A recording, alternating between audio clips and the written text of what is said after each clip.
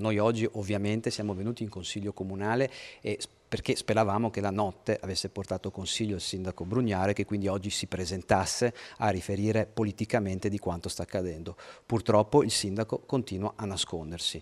Oggi più che mai davanti a quello che sta accadendo, e vorrei sottolinearlo, non è semplicemente un sindaco indagato, che è già una cosa molto grave, non è semplicemente, se così si può dire, un assessore alle carceri purtroppo, ma è tutta la macchina amministrativa, le funzioni apicali della macchina amministrativa che sono state indagate, dal direttore generale al vice capo di gabinetto a diversi funzionari apicali delle partecipate. Questo mai era successo nella storia del Comune di Venezia. Le opposizioni in Consiglio Comunale, oggi dai toni decisamente distesi rispetto alle proteste ai tafferugli di mercoledì, continuano a chiedere un intervento del sindaco, che aveva annunciato attraverso una nota la sua presenza invece al 9 settembre, dopo la pausa estiva dei lavori dal 1 agosto al 1 settembre. Il sindaco deve venire a riferire, infatti oggi presenteremo le firme perché venga convocato un consiglio straordinario.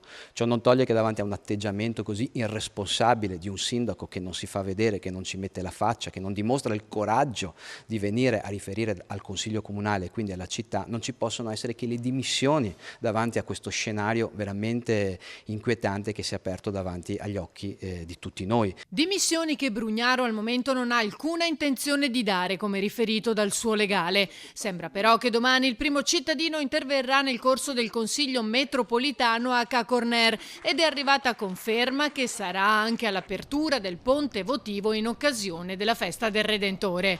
Nel frattempo sul sito del Comune si legge la revoca di numerose commissioni che si sarebbero dovute svolgere proprio nei prossimi giorni.